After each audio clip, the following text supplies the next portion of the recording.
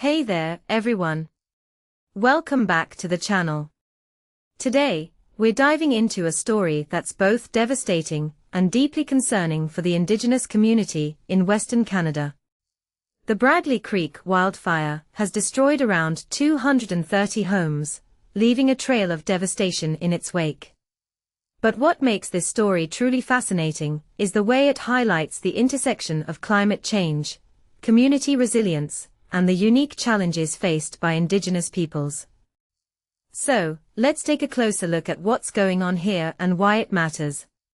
First things first, the scale of the destruction is staggering.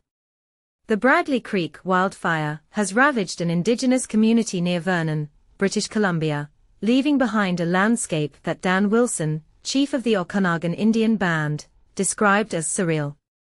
The fire spread rapidly, fueled by wind gusts of up to 115 kilometers per hour, giving residents barely 5 minutes to evacuate.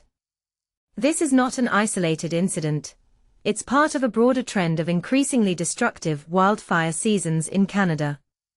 Just think about the 2024 blaze in Jasper that destroyed about 350 homes, or the 2023 McDougall Creek wildfire in the same region that took down around 200 homes. These events are not just statistics. They are real-life tragedies that have a profound impact on the communities affected. Now, what makes this story particularly interesting is the role of Indigenous leadership in responding to the crisis. Dan Wilson and his team didn't just watch the fire rage, they took action. Aerial firefighting crews, led by Wilson, repeatedly dropped water on critical infrastructure, including a daycare center and a newly built school. This proactive approach not only saved lives and property, but also showcased the resilience and resourcefulness of the Indigenous community. It's a stark contrast to the often perceived helplessness of marginalized communities in the face of natural disasters. But here's the thing, the devastation caused by wildfires like Bradley Creek is not just a local issue. It's a global concern.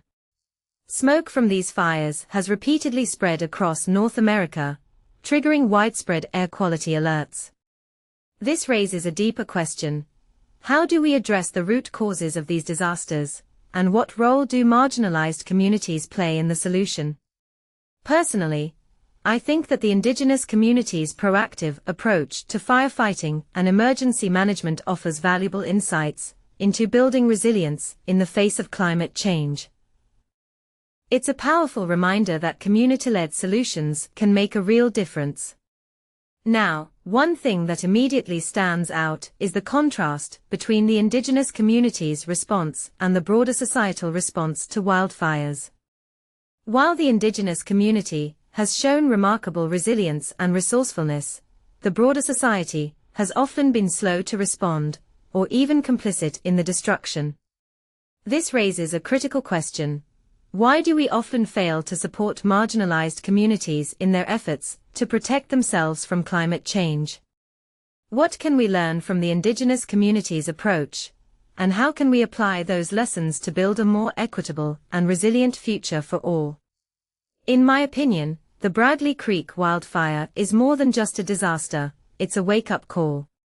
It's a reminder that climate change is not a distant threat, but a present-day reality that disproportionately affects marginalized communities. It's a call to action for all of us to come together and support those who are most vulnerable. So, what do you think? How can we learn from the Indigenous community's response to wildfires, and what steps can we take to build a more resilient and equitable future for all? Thanks for watching, and don't forget to like, comment, and subscribe for more thought-provoking content. Until next time, keep thinking, keep questioning, and let's work together to build a better world.